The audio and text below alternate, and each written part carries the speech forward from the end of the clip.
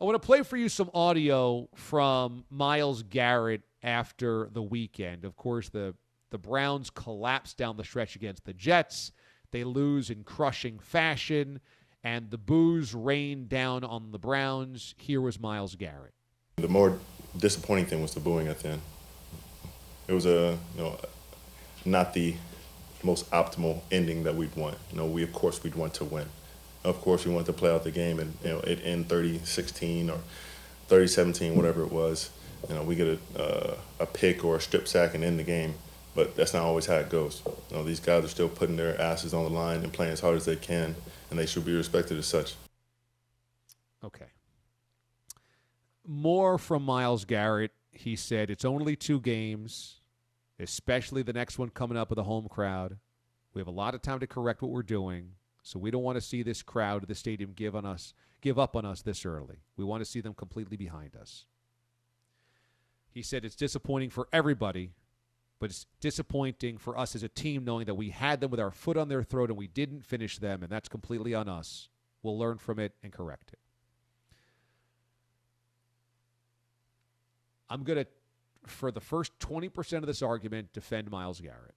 Because if you are putting in the work all offseason, you're lifting weights, you're studying film, you're looking for tendencies, you're one of the best in the game like Myles Garrett is, you're around your teammates, you see them putting in the work, and they're absolutely devastated and crushed, and you could never know how badly it hurts them as much as it hurts the crowd, the fans, etc., then you might get defensive like, hey, this is not a judgment on our effort, on our, how much we want it, our desire, and, you're protecting your guys, A, or B, you're going, there's been a lot of negativity in this town. There's some doubts about us because of no quarterback until further notice, and we can't have this crowd turn on us like they've turned on so many other Browns teams of the past this early.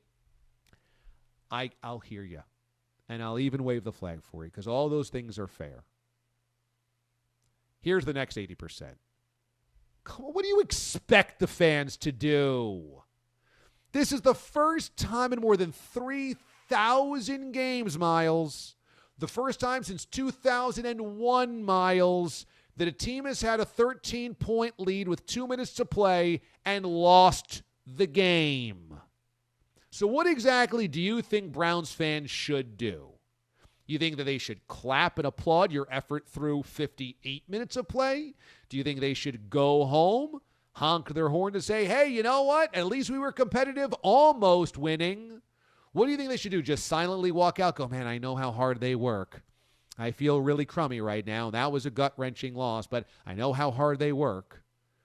I don't think that what the fans did there, booing a historic collapse that no team in the NFL has done in 21 years, is them giving up on the season. If anything, Browns fans are probably too loyal. If anything, Browns fans could probably be criticized for being too supportive. I don't think any part of that is I'm not coming back to the stadium. I think it was, how could you guys lose this game?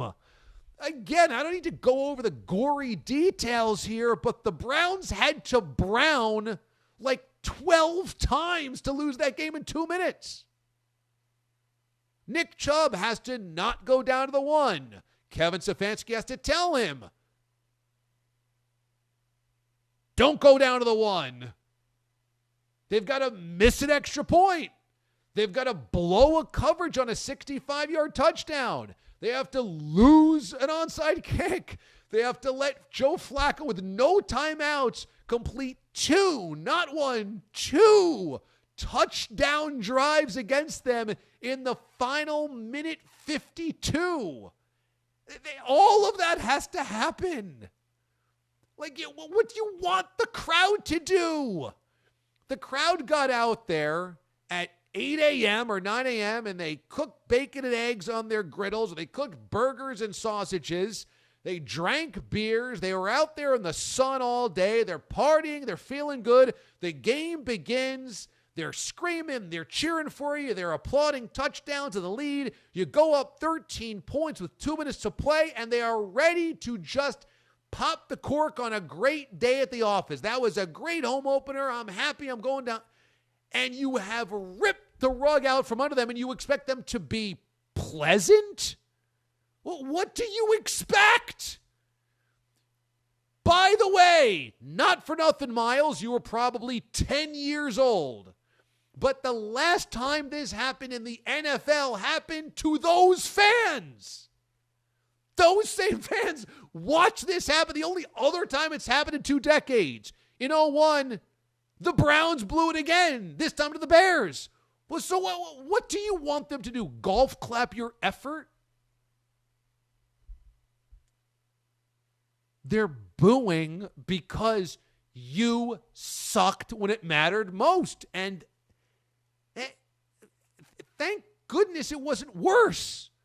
Thank goodness it wasn't personal and all the nonsense that we have with modern fans with death threats and social media threats and personal stuff and all that nonsense and throwing stuff on your yard. And, not for nothing, but they're booing at a game that you just choked.